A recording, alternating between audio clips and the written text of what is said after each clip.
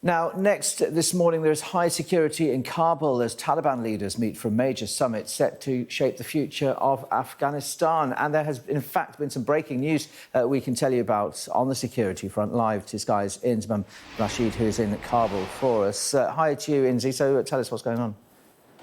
So this was a meeting that started today of around 3,000 senior officials of the Taliban, along with Islamic scholars. This is a mass meeting, the biggest that the Taliban has had since 2001, based here in Kabul at the Polytechnic University. But what we understand in the last hour or so, with videos circling on social media, with local producers and local media reports on the ground, that there were sounds of gunfire and explosions. Now, in the last 20 minutes or so, the Taliban spokesperson has said that there is no problem around the meeting area. Several shots were fired by security forces at a location that was suspicious. Security forces fired several shots at a suspect, but there were no other concerns. It is our understanding that the gunfire and the sounds of explosion were around the Polytechnic University, where this mass meeting had been taking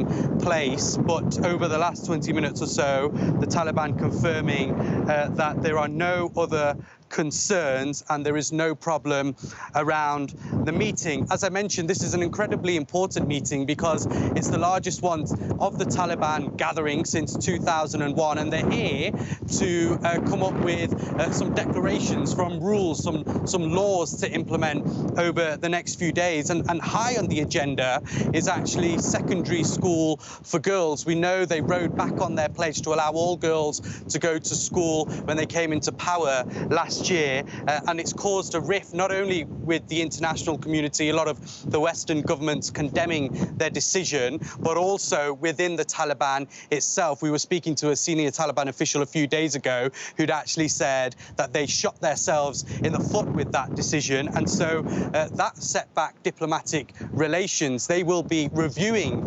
that decision, and there are a lot of sources saying that they could decide that girls can go back to secondary school. There's also conversations around whether politicians who were in the government prior can come back into Afghanistan, that they will be safe, that they will not be harassed by the Taliban, that they will not be arrested and prosecuted. That is on the agenda. And also a potential return to UK and US embassies in Kabul. That will be a big talking point. But of course, that's not going to happen unless those issues on human rights and girls' education are resolved in the next few days. But the breaking news is that there has been some gunfire, as we understand, around where this mass meeting of around 3,000 Taliban senior officials are. Currently, the only statement has been released from the Taliban. They say there is no problem around the meeting. Shots were fired to suspects, but there are now no other concerns here in Kabul.